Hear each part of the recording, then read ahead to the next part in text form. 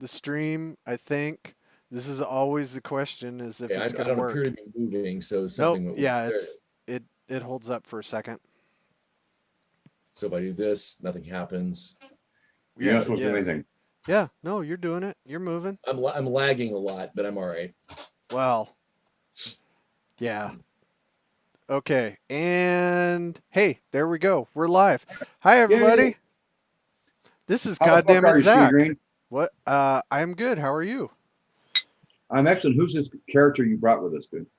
I don't know. This is just some I'm the hobo that science we got wizard. in off the street.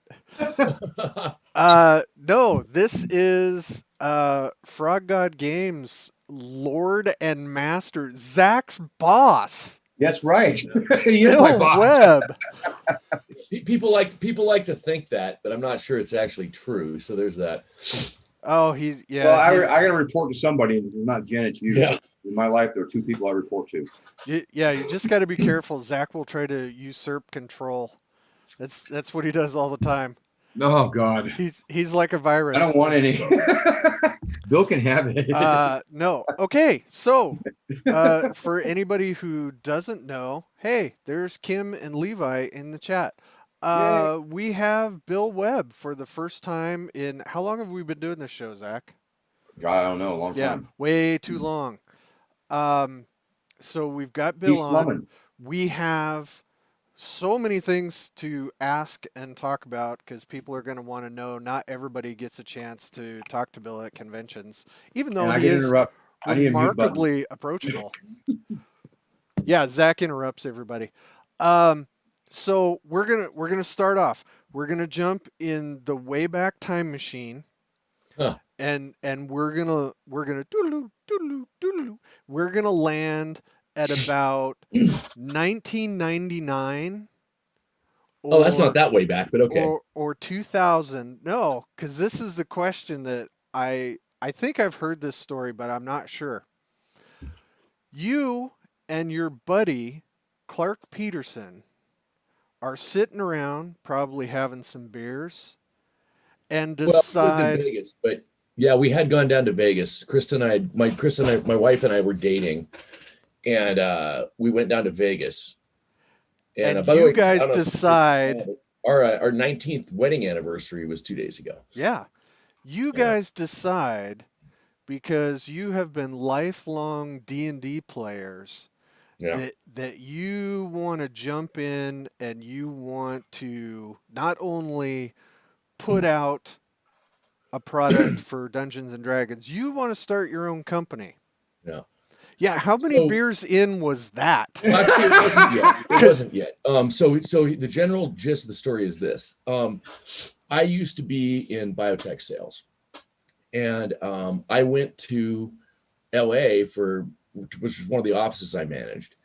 And when I was down there, I passed through a town called Fountain Valley. And I remembered from Clark and I had not seen each other since we graduated in 1985. So we hadn't seen each other in like 13 or 14 years. But I was in Fountain Valley, which is where I remembered, poof, like the little light bulb went off. Hey, Clark Peterson lived in Fountain Valley. Because we were like two token West Coast guys going to a small private college in Virginia, right? And there were, by the way, I think 4 people from Oregon, California, and Washington going to that school. Now, to be fair, the undergraduate population is only about 200 people per class. So it's not like it's, that rare. It's a high school. The other one's JP Johnston, who I know at least Skeeter knows. Yeah. And then the fourth guy is some dude that I barely remember, other than the fact he was in, he was at Fiji, I think, his fraternity. Anyway, he was 2 years older than us, and I don't even know the dude's name. Anyway, so I saw Fountain Valley, and as I was merging into those horrible, merge into the high-speed lane things in LA.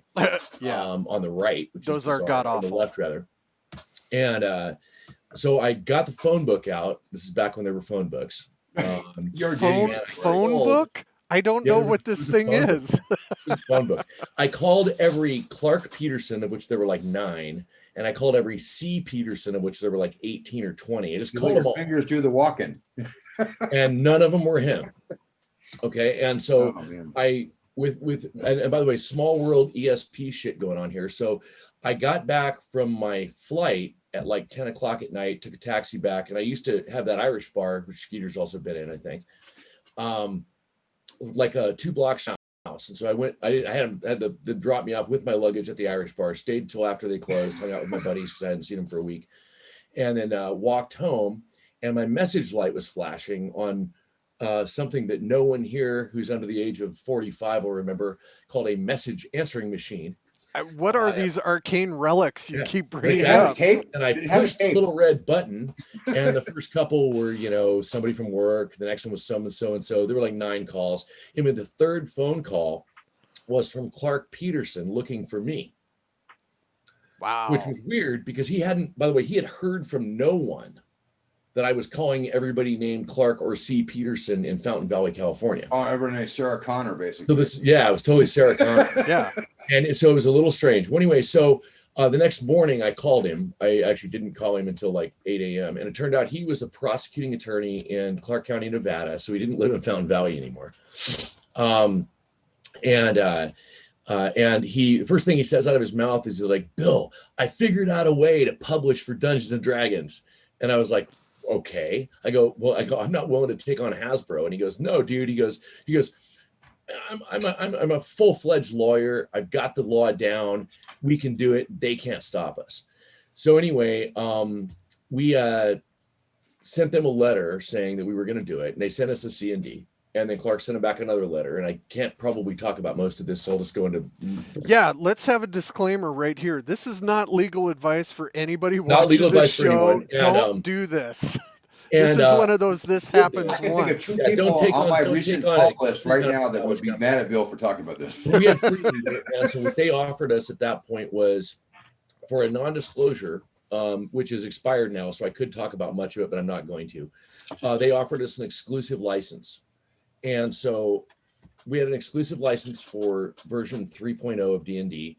It wasn't really exclusive because David Kinzer had one for other reasons. That were also copyright infringement type stuff that I don't know a whole lot of detail about, but he had it. And then when we went to Gamma that year, we were the only 2 people that had licenses to publish for 3rd edition Dungeons and Dragons.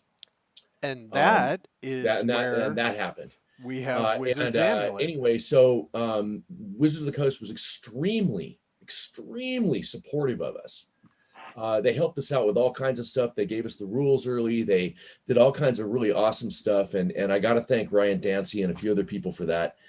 And so we published that at 12:01 a.m. the first day we were legally allowed to with our license. And at about 8 a.m. Pacific time, Clark got a phone call from Steve Wick at White Wolf. And that changed our publishing life sort of forever. Yeah, because we immediately began operating as the production studio for at the time it was Fiery Dragon and White Wolf and us, and later Monty Cook signed on to that, and some other folks signed on to that. But we owned Swords and Sorcery Studios, which was an entity that was operated on a production level by White Wolf, but was owned by Necromancer Games, and then we started making books. And Skeeter just put up the first one we put out was a free PDF, and back in the day, nobody actually used PDFs. It was not a thing. That PDFs will never catch on. Yeah, they'll never catch on, said the dude who owns the largest D&D PDF company in the world, which is Steve Wick. Yeah. And he changed his mind. I'm sure he loved you till that. And anyway, hey. So those of you who don't know, he owns Drive Through RPG. And we were actually, Necromancer Games was customer number 0001 at Drive Through RPG. We were the very first customer. Anyway, so we produced the Wizard's Amulet. We gave it away to everybody. The reviews were awesome. And of course, the whole point was we wanted to publish Rapanathuk. That's what Clark wanted to do. And we had both dedicated some money, low 5 figures each type thing, into making that a reality. And we never spent that money because White Wolf, we assimilated into a White Wolf entity. And at that point, they were handling the production and the artwork and all that other stuff. So beginning with Rappahannock 1, which is the one you see on the screen. Actually, that's not completely true. Beginning with Demons and Devils, White Wolf did all of our production. The only two we did by ourselves, by our lonesomes, like on our archaic old computers. Clark had an Apple, and Crucible Freya and Wizard's Amulet were laid out on that Apple. Rappahannock 1 and I think Demons and Devils came out first, but I can't remember which one was which. They were both very quick succession. Anyway, so Rappahannock and Demons and Devils were both produced on another Apple computer by Mike Chaney and White Wolf. And so that was how that started. And then we went to Gen Con, and it was really fun. And we hung out with all the White Wolf folks and all the vampire people and that kind of thing. And that was a blast. And we were sort of off to the races. And then contrary to what the history book that Shannon Appelkline wrote, he had some stuff wrong in there, but he did have some of it right. White Wolf did limit our production to one book a quarter. And we were getting, I started taking manuscripts from lots of, I guess what you call guest authors. And the guest series became, because I was getting bombarded by requests for manuscripts from everybody. The guest series became the G series for Necromancer and the K series at Kinzer. Because this is about the time when 3.0 really caught fire. Yeah, it was nuts, man. I mean, like you put in there were perspective, books coming out all over the place. 1,000 copies of Crucible of Freya in softcover. I mean, 28,000 units. That's just wacky. And Rappahannock 1 was about 20,000 copies. And if we could do those numbers today, you know, Zach and I would be. I would with Maserati on a yacht. I mean, it's I have Maserati. It doesn't happen. You don't even drive. And I actually, it happens to nobody except for Wizards of the Coast. Yeah. So, I mean, unless someone's super secret's doing something I'm not noticing, no one's. Well, Zach does, and my wife does, though. But I mean, they're both divers. I'm not. I don't like the ocean much. I drink beer on the boat, but anyway, so that's how we started, and that was great. And then the interesting thing was over the next. I'd been playing on a mud. Again, this is my age is showing, with a guy named Casey Christopherson. We were playing on a mud. That nefarious bastard. That reprobate. That's what I was man. And anyway, so commonly love stories. I'm doing a little bit of work on R2, and so I hired Casey. Was our first freelancer, and he did some of the stuff for me on R2.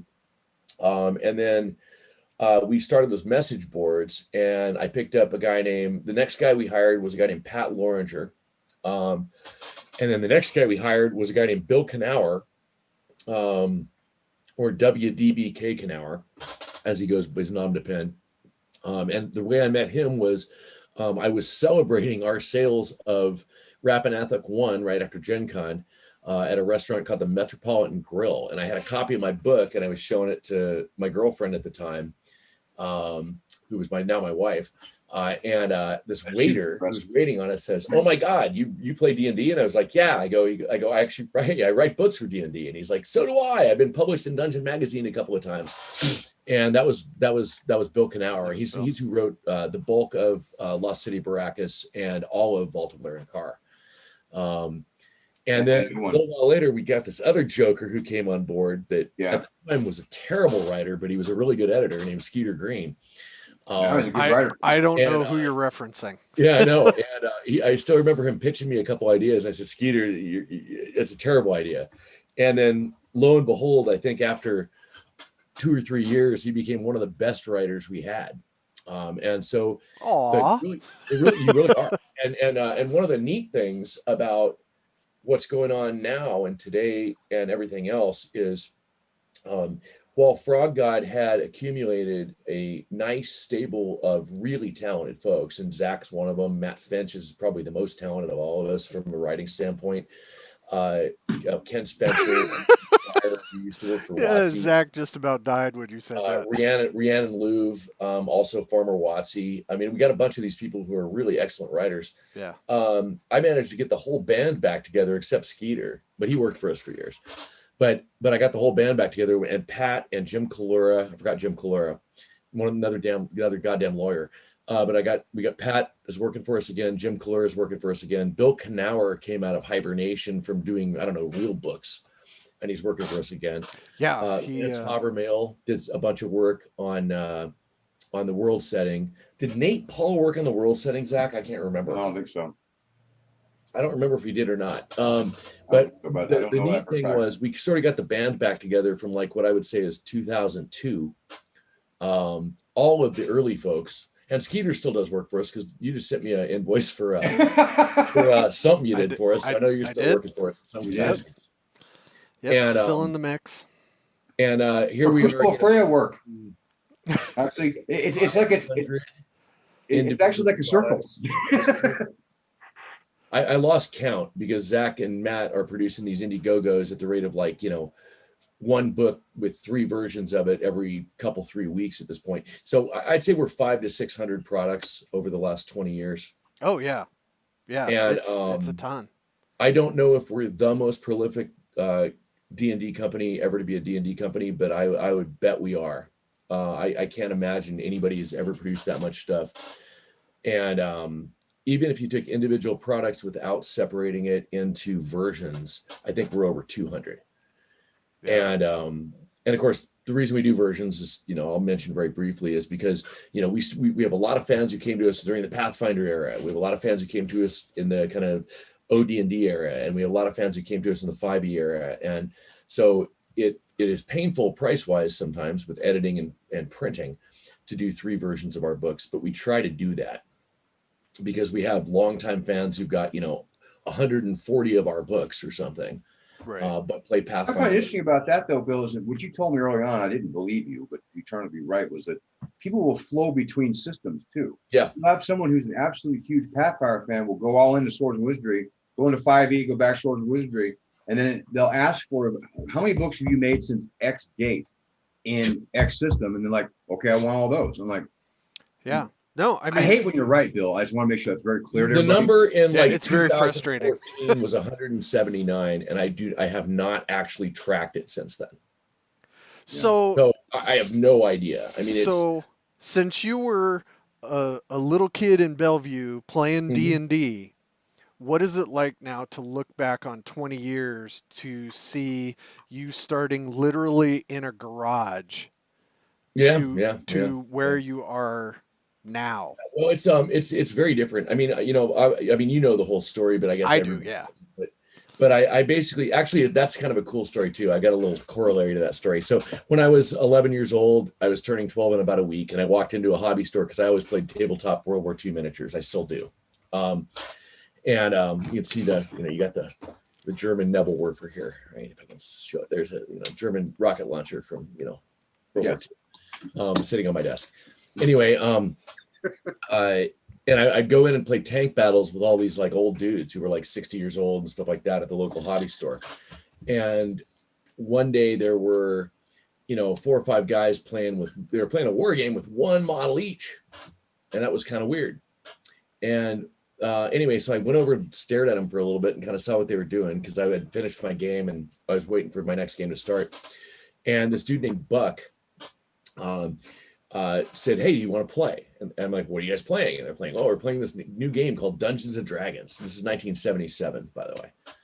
And it was early November of 77. And anyway, another guy at the table is a guy named Richard Oliver. Rich Oliver, he goes by now. And he works for us too now. I ran into him after like 25 years. He moved to Alabama when we were seniors in high school, and then I hadn't seen him until Gen Con of 2012. But that's a choice. He's doing a lot of work for us now on Amazon print on demand stuff. Nice. And he drew most of the original maps for Rappahannock. And then there was another guy named Scott Stavert, who was my boss at a dive company all through my late teens and early 20s. He was another guy that we played D&D with there. And he's the guy who wrote Black Monastery and a few things like that. And so, well, he hasn't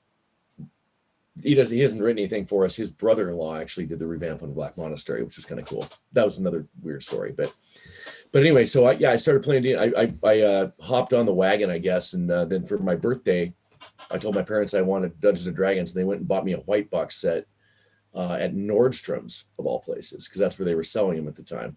Yep. And you couldn't buy them anywhere else. The hobby store didn't sell them or anything else. I had to anyway. So Richard was a year and a half older than me, so he had his driver's license about a year later. Because the only thing I was able to get was Teagle Manor, and then I subscribed to the Judges Guild stuff for the monthly. Well, it was not. Yeah. It was supposed to be monthly. The thing that showed up every 2 or 3 months. Monthly. Was monthly.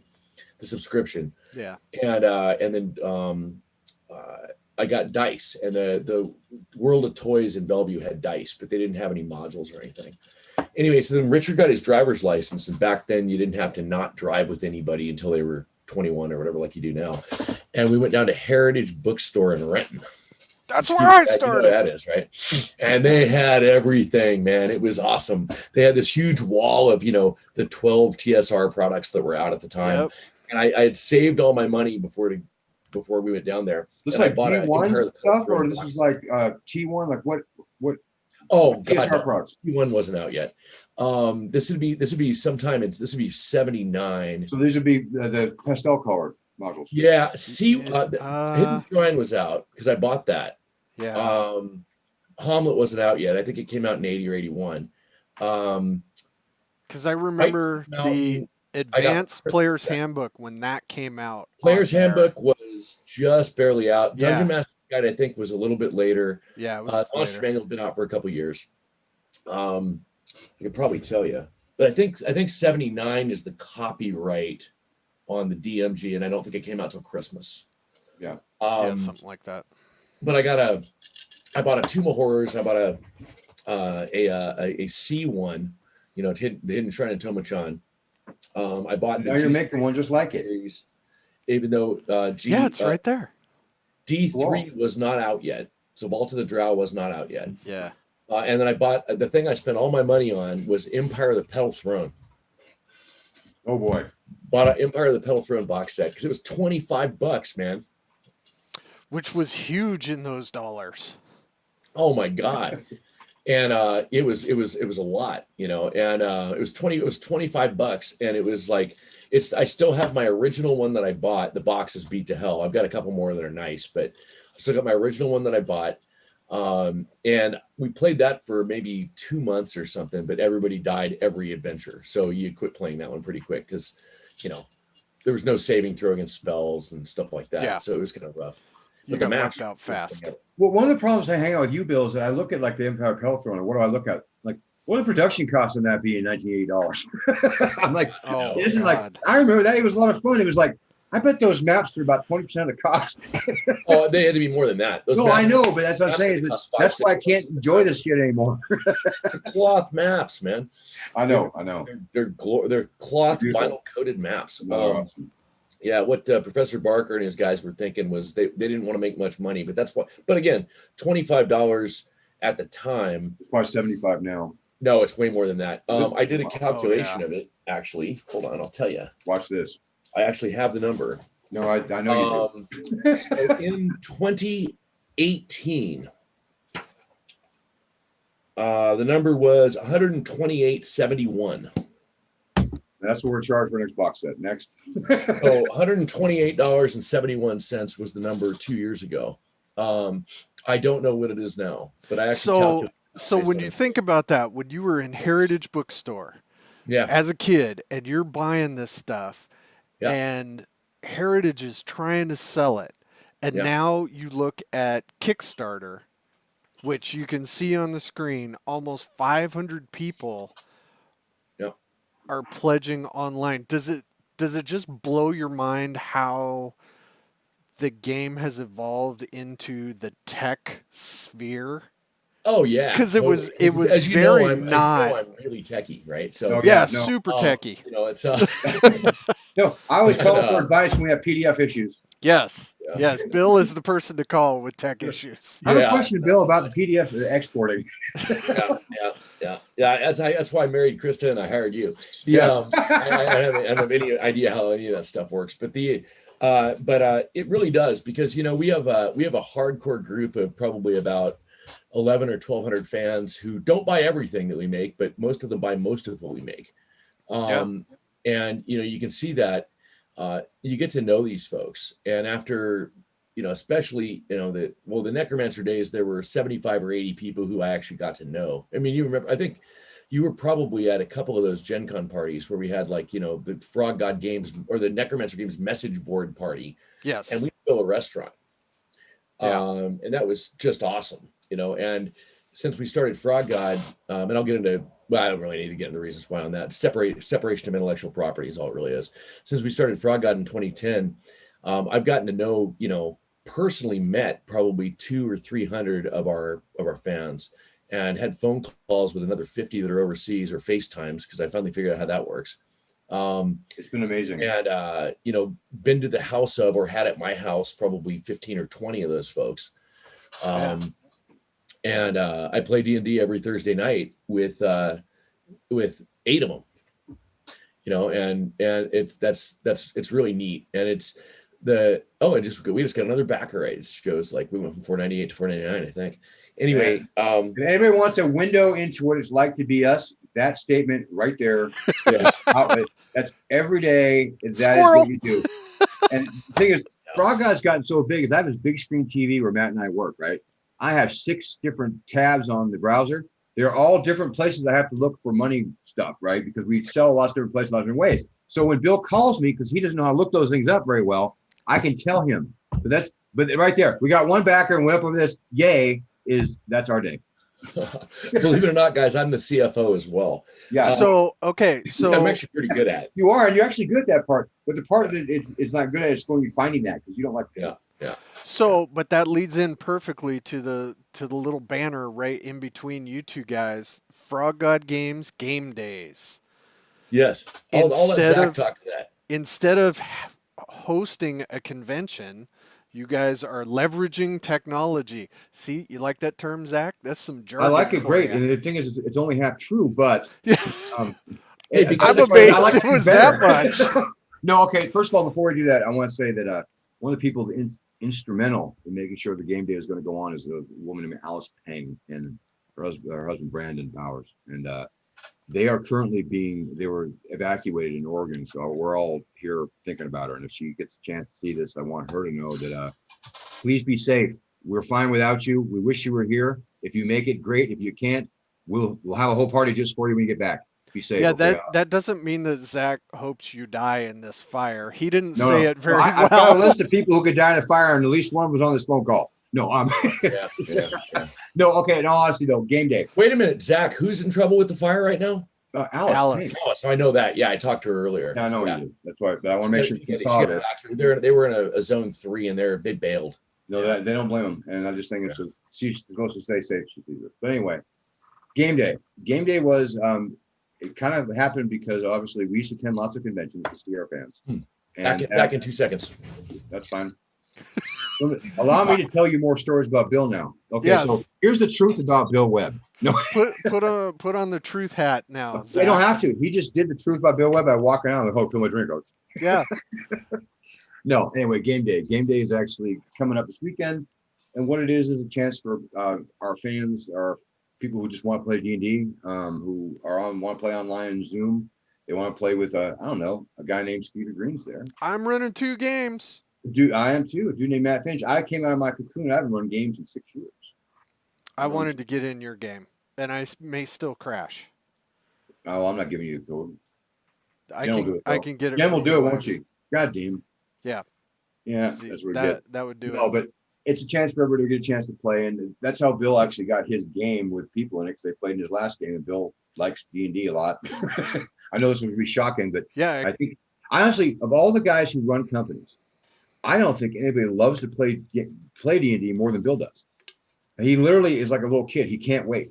He gets all excited, and he's like, we'll talk about the game he's in and how great it is, and everybody, all the people who are playing it and how great they are. And that actually, to be fair to Frog God and Necromancers we're working on now, that kind of like enthusiasm keeps us going when it's really, really busy, because it becomes a real job. Like, you know, this, it's a slog, it comes a slog, because you have so many things you want to make sure you do. And some people become unhappy, and you're like, oh, this is, and then his childlike enthusiasm makes it all fun. It makes it fun to do this stuff too. It is an authentic joy. It is for Bill to be around a table with friends playing a game.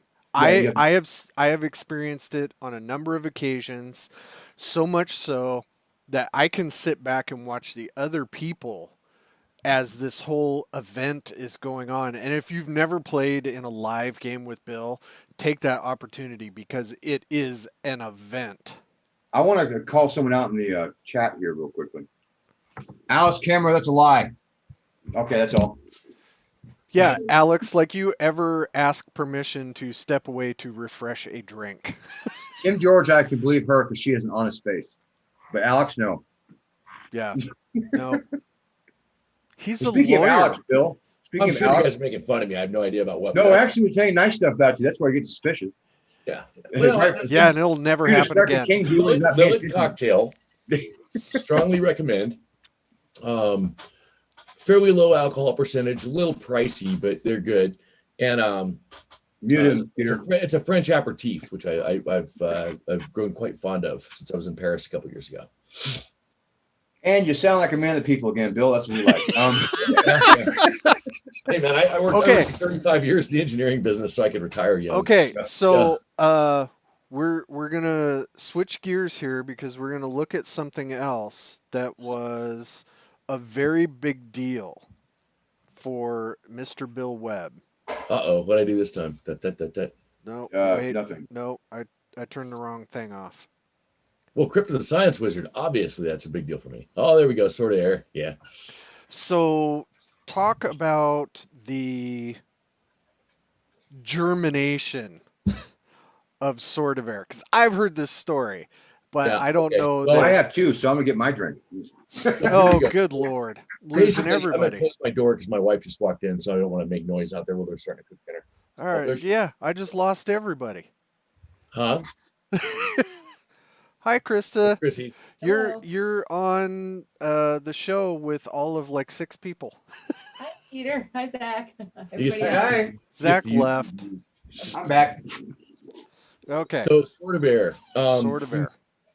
Sword of Air was the basis of my campaign in starting in college. So it was well, really, I guess junior year in high school, I did the first kind of half of it. And I was the youngest player in the group that I played with. Most of them were college students. I was in high school at the time, and so they made me be the DM. And they thought it was so they could take advantage of the kid, right? This started in about 9th grade, I guess, when this all was. And they were wrong. And anyway, so I created this adventure, which was a kind of an overarching thematic campaign with lots of side treks. So they had a patron wizard that was their buddy that was taking care of them and all that other stuff. And I'm not going to throw too many spoilers out for those of you who might be playing this, but suffice to say that the grand finale of this thing was about a week before I left for Virginia for college, which is good because I did not end up getting assassinated physically by any of my players because they were really mad at me when I flipped it on them. Yeah, I can imagine knock on you wood, had man. to flee And, the state. the guy who'd been their patron wizard that had, been their buddy for like 4 years ended up not being what he seemed, and they were mad. And they, of course, did successfully complete the adventure the wrong way. And if you read the first 3 pages of the book, you can figure that out.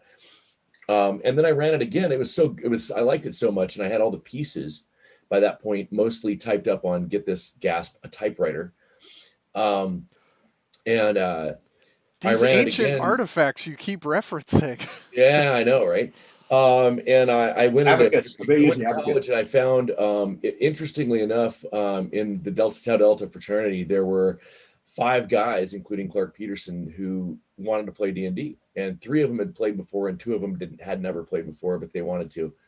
And you'll recognize from some of my adventures some of these names like Flail the Great and Spiegel the Mage and Fracture the Dwarf and Banner the Paladin and Helman the Hobbit Thief, right?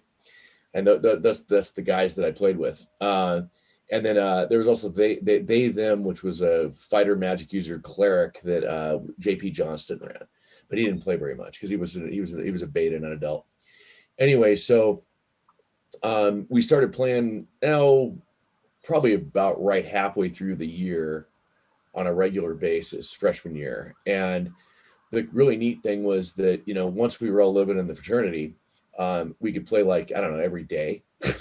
And so, if we weren't chasing girls or drinking beer or well, we were usually drinking beer when we played D&D, but actually Dale Haynes used to call beers healing potions. But if we weren't going to parties and we weren't studying, which, you know, we used to joke that studying got in the way of our D&D, we were playing D&D, and we played a lot of D&D in college.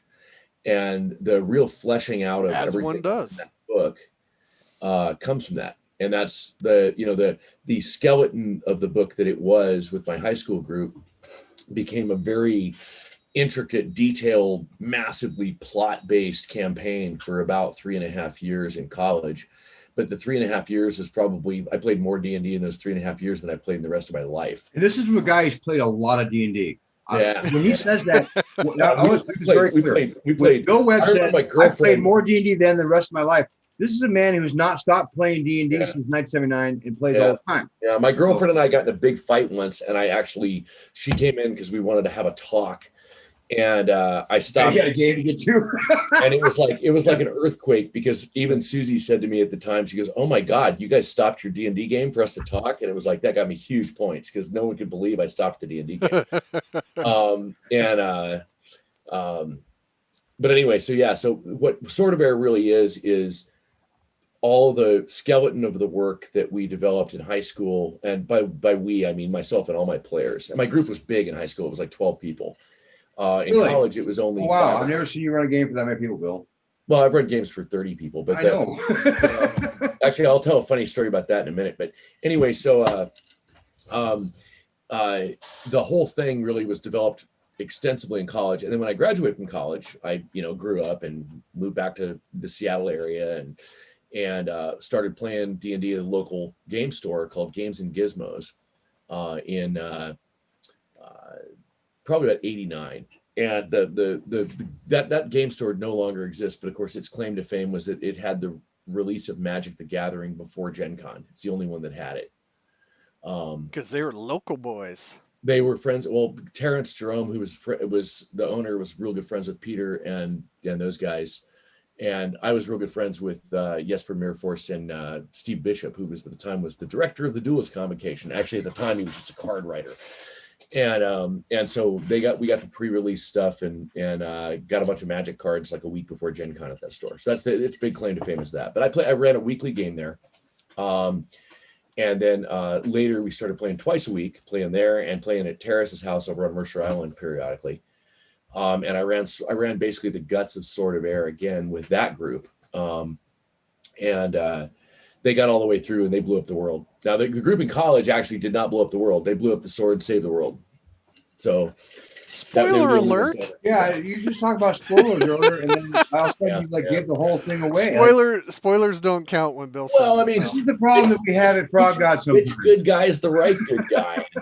Is he guided correctly or misguided? And there's a lot of subtlety to that, and we just gave it all away in one hint. No, I have been told by a couple of people, including Skeeter here, that the dungeon in Sword of Air, well, there's 2 of them in there that are pretty nasty, but I guess I had the highest CR trap in the history of Pathfinder or something was one of them. Oh, Yeah. wait, Bill, stop. Skeeter, quickly explain this. Yeah, so Bill writes this thing, and I send him a message, and I'm like, you can't do this. I mean, the description is essentially this thing kills you in a horrendous way. I mean, that's you become stair-shaped. You become stair-shaped. you become stair-shaped goo. Yeah. So Yeah. and the way Bill sent this manuscript to me was a little bit of description, and it's like, Skeet, put mechanics. Which is a And common it's thing. through the written. entire manuscript, which I don't know is mechanics. I don't play with rules, perfect. But yeah, so I was like, okay, I'm gonna do this per the book rules.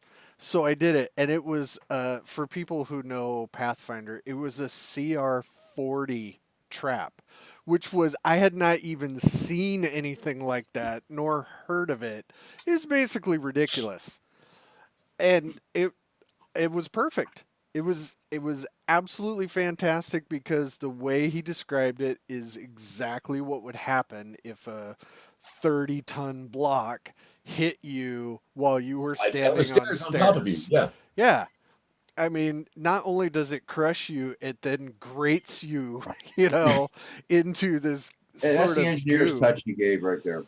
I think I have a copy here to read it. I don't know if I do or I don't. Apparently, my son must have stolen it. But yeah, basically, turn makes you stare shaped. Yeah, it was awful, but it was amazing to do. And then we posted it on the message boards saying this is the kind of ridiculous shit you can expect from this level of mod. So disarm the trap, man. So okay, this is a fantastic lead in. So the Kickstarter for Sword of Air, when Bill is doing the add-ons, he decides we were at PaizoCon and he does a seminar / module creation session. Yeah. With like, I don't know, what was it, 10 or 12 people? Oh no, like it was like 35 people. It was actually Gamehole Con. And there was about 35 Was people. it Gamehole? Yeah, it was Gamehole. I don't even remember. But you're talking about the Kobold lair, that's Gamehole Con. But Bill just decides, all right, give me an idea. We're going to turn this into a module. Oh yeah. And at first, nobody said a word. Everybody was just like, what? This isn't how this works. And then people started participating and they started working with each other. And to his credit, I still don't know what kind of witchcraft he did to make this happen. It's a reasonable adventure. It all pulled together, and Bill was able to get these people to work together and combine their ideas. It was, I sat there and just watched the whole thing, and I'm like, what kind of shit show am I watching? And then it was a lot like the Iron working GM type thing. Really is. If you and I like Iron GM and shout out to Lou Agresta for that. You should get him on the show at some point because that's a really cool service he does for the community. Yeah, he does a cool service with that. I got second. I lost to the national champion last year. One time. He wears Pex's suit though. Huh? He does. Yeah, that's nice. But no, the other thing with Sword of Air that's interesting, and this is only in the bonus module, was Skeeter Green. I was at Gen Con in 2012. And those of you who know me know I don't run games during the day because at conventions I stay up really late, and so I stay up really late. Anyway, I'd been asleep for probably 2 or 3 hours, and Jen Green shakes me awake saying, "Get up, you have a game in 15 minutes." And I said, No, I don't. I have a game tonight at 8. She goes, No, you have an 8 a.m. game. And I was like, you're kidding, right? And I walked into a room with 32 people carrying the 2 dice that I bought on the way, $20. They were $10 each. And these people had paid like, 10 or 20 or whatever, some horrendous amount of money to be in my game. Of course, we didn't put a limit on my game because we never do. And that's where Character Killing Session came from. So see, people do put a limit on your game. This is not true. Yeah. You don't follow any of the limits people put in your game. I have to back Zach up on this one. Not to complain, not that it ever falls on me. And because Bill doesn't put a limit on his games, I am sometimes the beneficiary of that because there was a game that Bill ran called 22 Skeeters. Yeah, Skeeters. Yeah, and I was very happy to be part of that legend. We still need to make that module. Well, the way I designed that adventure, I do everything on the fly. For that was hilarious. I never run anything that's ever been published, and everything I do is improv. But the way I selected the adventure for that night was at PaizoCon. They gave away little boxes of the Pathfinder miniatures, and the box that I opened had, I think, a Grick, a Rakshasa, and I don't remember what else was in it. It was something lame. I was there when you did it. Bad guy. It was something dumb like some kind of giant insect. I mean, yeah, it might have been. I don't know if it's knocking. It was some kind of big beetle or something. Nothing wrong with a giant beetle. Like a giant beetle. The entire adventure was centered around the monsters I got out of a random box of stuff. Yeah, but it was amazing. It was fantastic. Yeah, it was really fun. But yeah, so the Rakshasa made everybody look like Skeeter. And the genius move, and that was a genius move. I remember this, and I know people like to hear these kind of stories. I don't even recall who it was. It was whoever was playing, like he had a level 3 wizard or something. And the way they figured out who the Rakshasa was by casting ESP and figuring out who they couldn't read the thoughts of, because of course Rakshasas are immune to spells below 8th level, right? And it was actually kind of genius. I can tell you exactly who thought that up. Who was it? Was that you? Oh, yes. It was you. Okay, there you go. No, it wasn't. It can't possibly be. That was smart. No, because I wasn't the wizard. I was the I ranger. played games with Skeeter You're the Green. player, He's not because that smart. because I had the crossbow, and I got the one cleric next to me say, "Bless this crossbow bolt," and I got the level 1 wizard or level 3 Level 3 wizard or wizard, yeah. whatever it was, say, use the SP and figure out who you can't get the thoughts from. Can't read, yeah. Okay, so I got to see if I can find this because there's a really funny Deck of Dirty Tricks card that I made. as you're looking for that, Yeah, No. go ahead. let's go over a couple of things here before we so we don't forget them before the end. I want to say that right now, Bill Webb is helming the following things online. One would be with Humble Bundle, along with Troll Lord Games and Oh, damn it. Kate I don't Luke have and, that one. there's a project for Navy Marine Corps Relief Fund, who we use often when we do projects and promotions with Humble Bundle. If you play Swords of Wizardry and you have not gone to this one and gotten these $644 worth of old school stuff, you're missing out. If it's a good deal, Well, not just that, but you're supporting the COVID education efforts for Navy and Marine Corps enlisted people. exactly. And so and their They families. do lots of good for lots of things, and they're just ideally. The entire board of directors for that company gets paid $1 a year each, and so they're a really valid, viable charity. They do really good work. We've supported them for years. We Yeah. supported for years, and they did things like prenatal care and all kinds of things that I don't think about in my daytime, but they think about all the time how to help people, and they help a lot of people. So if you go to Home Bundle, even if you're not going to use the charity stuff, I mean, you're not going to use it for games, go ahead and go there for the charity because it is worth it. You can actually up it so the charity gets all the money. And so please do that. The other thing is we have the Lost Lands to Wall. Thank you, Tom Knaus, for writing a very long adventure that was read by many people and had lots of works with us for like over 18 months. And that one's going on for another 8 days, I think. And then we also have, here's the thing, Casey Kusafin wrote one last thing. And one last thing is on Indiegogo right now for Fargo Games. All right, $36 since we logged on. Yeah, there you go. No, but seriously, these are all active for us right now. We are being as prolific as possible to make sure that people who are currently not working in a lot of our industry are able to work, because if we can keep making it work so we can be paying freelancers and paying people who are working, we're going to keep doing it. So as long as you're buying stuff, people are working, and we really appreciate that. Yeah, we've sent payments in the last, since we got the COVID loan or whatever, we've sent payments to 54 freelancers. And that's kind of a big deal. I mean, a lot of these folks are young kids. Well, not that they're early 20s, the early 20s. They were waitresses, waiters, cab drivers. They were having a tough time. And when we sort of shut things down, when we when all this stuff started happening, they were really struggling, and we kept them going to the degree we could. But between the government loan and the support from all of our fans buying things, like the Cat's Cradle Kickstarter was entirely set up to support our freelancers. And it looks great. I mean, the thing is, people who pushed and worked on that made a great looking product. I just saw the source book PDF that Chuck laid out, and it looks great.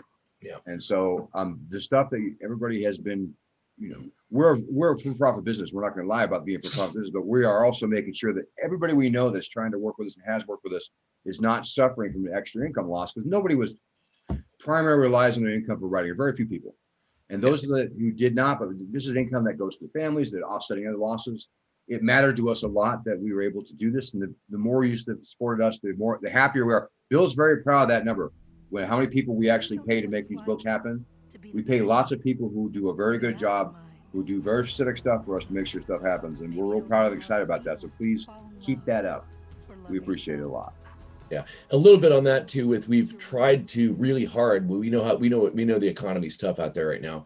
We've tried really hard to shy away from $100 books, and we're trying to make smaller bites, I guess, because the smaller bites do employ more people, but it spreads it around nicely, and it also makes it easier on people's wallets. And I got to give a lot of credit to our production staff on the Indiegogos, because we're just knocking them out of the park on that. And they're not big. They're not, as you can see, at $3,000. They're not big bucks. I mean, we're doing somewhere between like $5 and $10 grand on these things. But that $5 to $10 grand is paying 8 to 10 people, something at least. The author probably makes a little bit more than whoever else. The project manager gets a piece. But the illustrators, I mean, they're all the stable of illustrators that are all people that Casey found they're young, they're doing this professionally, and they're not having this work is a big difference to them, and we care about that, and we like making books. I mean, this is fun to do. It's a lot of work, but it's fun. But we want to make sure that if we did the wisest thing business wise, it would be to slow down and kind of cocoon up and like set it so we're doing very low risk projects occasionally to we're sure that's doing better. And just a lot of Matt Finch's input was, no, we're going to do the opposite of that, because we want to make sure everybody that we work with wants to keep working with us, and they know that because we do care about them. They're our friends, they're our coworkers, and all of this has made it an unusual way to go through a pandemic and economic crisis in the country. But it's turned out quite well, and it really has turned out well. People who work with us, so. Yeah. Let's just say if we don't do it, they're not working. So it's like, that's as somebody who has been a part of Necromancer games and Frog God games and been a fan and on the message boards as like message board person number 3 when Necromancer had it, they have always been very accessible and open to new artists, new writers. Bill and Zach and Matt have always been looking. I mean, Bill used to tell me when we were going around, yeah, talk to this guy. This is a good idea. I got something else to do. Because there was so much, was so much I've never going seen on. that. Yeah, no, That's Zach, never happened to me. Zach, that doesn't happen anymore. I hear it's a finely tuned machine. But I mean, there was. I'm not allowed to hire freelancers anymore. I say talk to Zach. Yeah, that's actually true, because he likes every idea he's heard because he actually likes D&D too much. This is the truth. I mean, honestly, he likes every idea because he likes everything too much, and so we have to he has to have handlers. That has been a frustrating thing over the years. Some of the ideas that Bill has had, I have looked at him and been like, "Are you sure?" And then they come out awesome. As shit. They do better than anyone thought, and it would. And for a long time, that was so frustrating to me. I was like, "You could fall down." I know. Everybody thought I was nuts on Tome of Alchemy. No, I did absolutely think you're nuts, and that was the last time I was wrong. I won't talk about that anymore. And that's off limits. Skeet, how Anyway, we need to start wrapping up here. We got 8 minutes, so we should talk a little bit about stuff that we have coming up. Well, one thing we have coming up. Cool things that we have. I saw a guy in chat. He's some attorney out of Wisconsin. He's got something coming up that's pretty exciting. For yeah, he does. Well, his isn't until next year, though. Yeah, I know, but I want to mention it because he's out there, because he also might be doing a game day fill-in for us. So he's working on a project that involves really cool corruption stuff in the Lost Lands, and I've seen some of the maps come through with Mark, so that's coming. Coming sooner, though. Go ahead, Bill. Well, you've got the production schedule. But I know I do. I'll tell you the stuff I'm super excited about. There's a couple things I'm super excited about. One is we are going to have a magic item book coming out with primary author being Ken Spencer. Yep. I'm extremely excited about that because it's just really good and it's necessary. I think there's been a lack of you guys all know I like treasure books and stuff, and I like stuff that's not in the book. But the Mother of All Treasure Tables would be really, but Ken's done a fantastic job on that, and that's one thing that I did want to mention. And Zach can tell you the date. I don't exactly remember. They sent me. That's coming up probably December for Kickstarter. Yeah. The other one I'm really excited about, and this is second, probably February or something, March, January, is the Lost Lands gods, man. Yeah, powers all that those be. Gods. Anthony Pryor has written I would call it, I don't even know what we're going to call it yet, but we're going to call it the powers that be, Bill. Powers that be, but it's sort of the gods, demigods, and heroes of the Lost Lands. We don't going to say it that way, but yes. And it's pretty slick. And I've actually read a giant IP violation. Yeah, and of course, Anthony is one of the finest writers. He's been in the industry for ever. I have a Dark Sun on my shelf. 80s, right? He wrote Dark Sun, right? And when it comes to epic stuff, he's the guy. Yeah, so his writing partner Rhiannon Louv is maybe better than him. They always write as a team, and they did this as a team.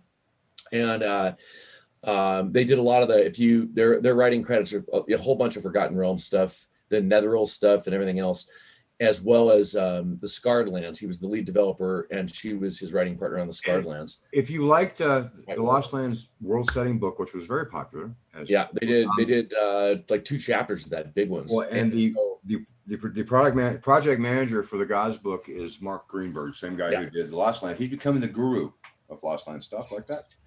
Other things we have that we should mention is our World Anvil stuff that's going on.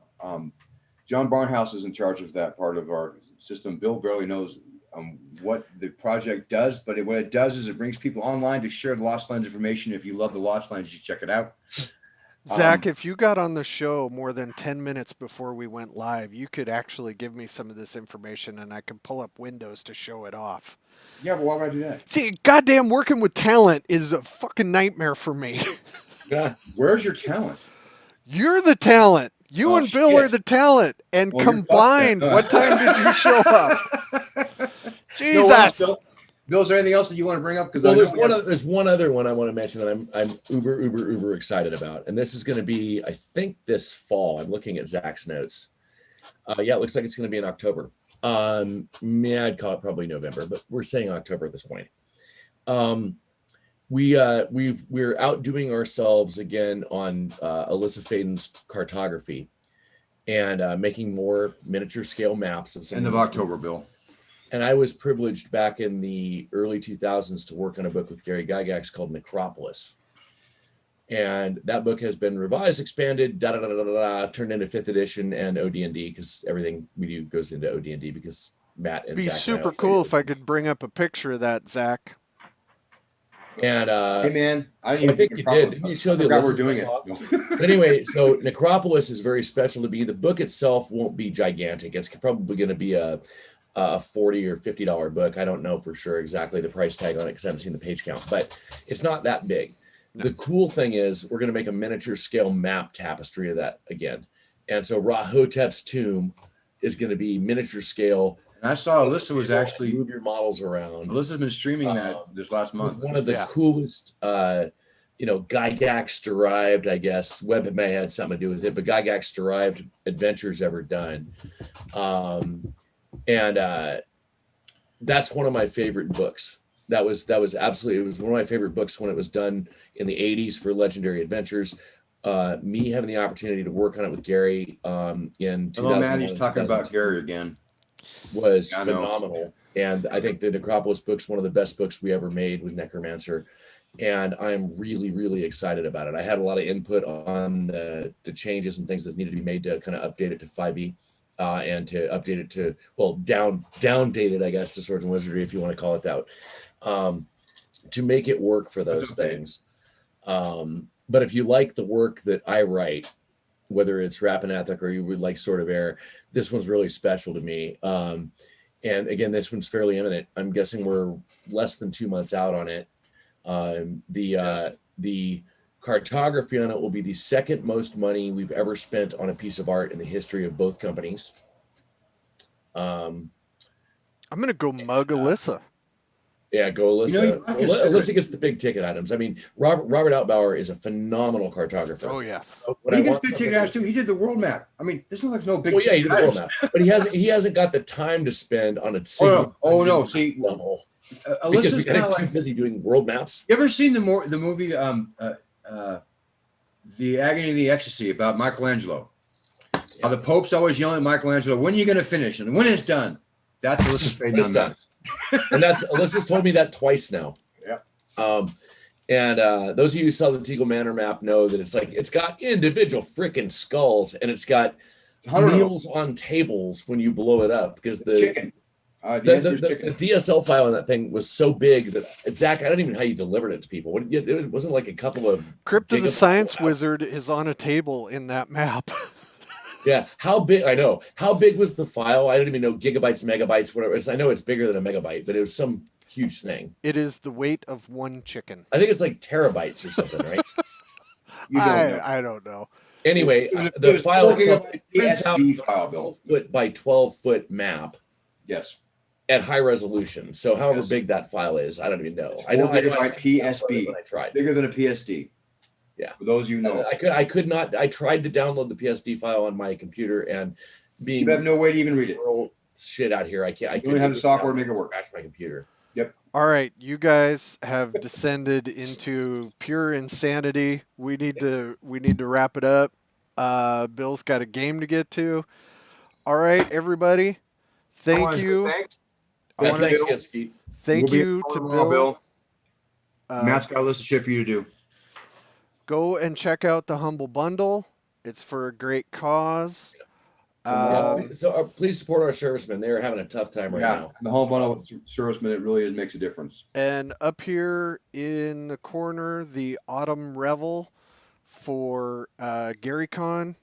Check that out. And I'm running games. Yay! All right. All right, Are we everybody. running, of course, running games at GaryCon, right, Zach? I didn't even know. We'll talk about that tomorrow, Bill. All right, buddy. All right, We'll everybody.